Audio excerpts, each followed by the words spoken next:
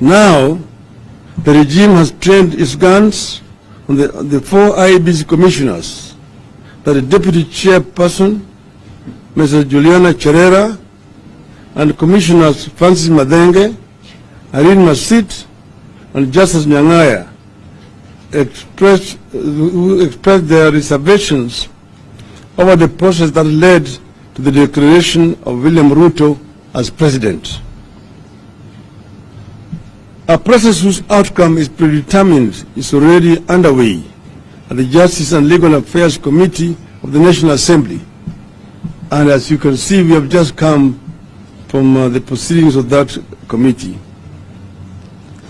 The 4 commissioners are supposed to appear before this committee, be found guilty, and be made to appear before a tribunal to be set up by Mr. Ruto that will confirm their guilt.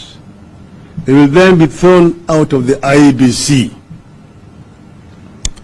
This revenge mission of selective injustice is being steamrolled by none other than the speakers of the National Assembly and the Senate and Mr. William Ruto.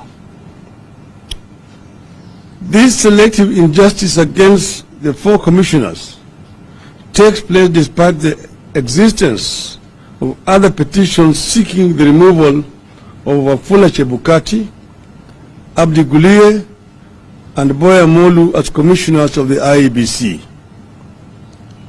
The criminal Ruto stooges at the IEBC are being protected and rewarded, while those who fought for integrity of our elections are being punished.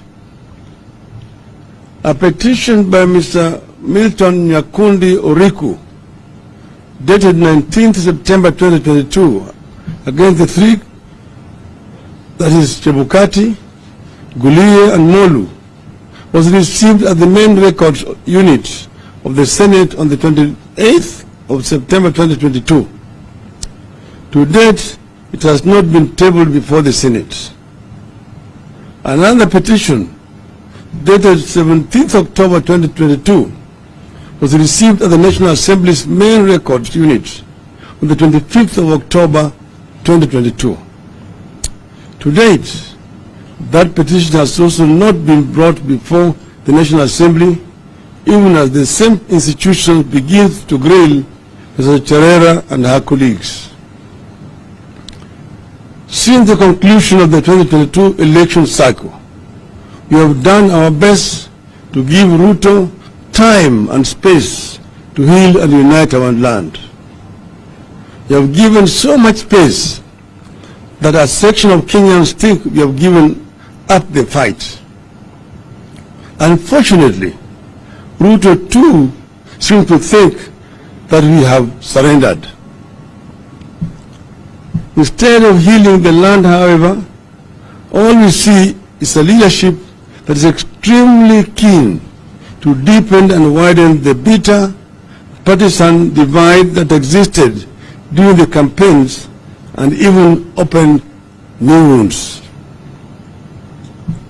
As the country faces monumental challenges, the leadership is consumed with the exacting revenge and laying grounds for stealing of elections in 2027.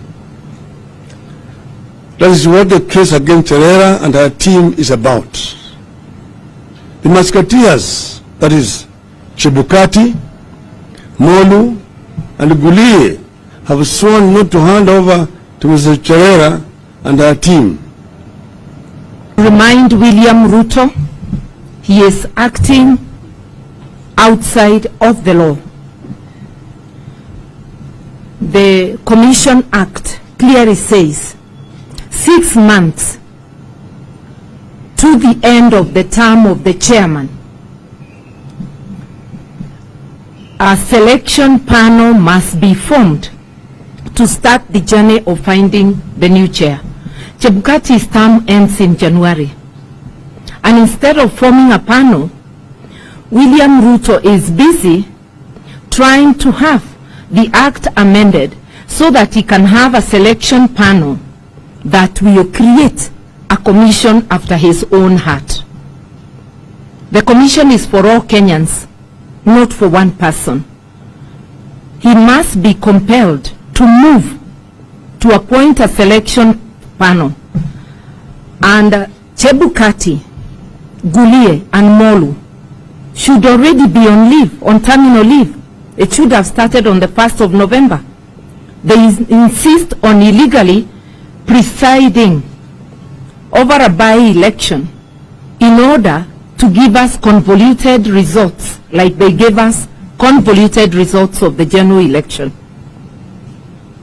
We will not tire to remind Kenyans that if we drop our vigilance, we are in for a ruthless dictator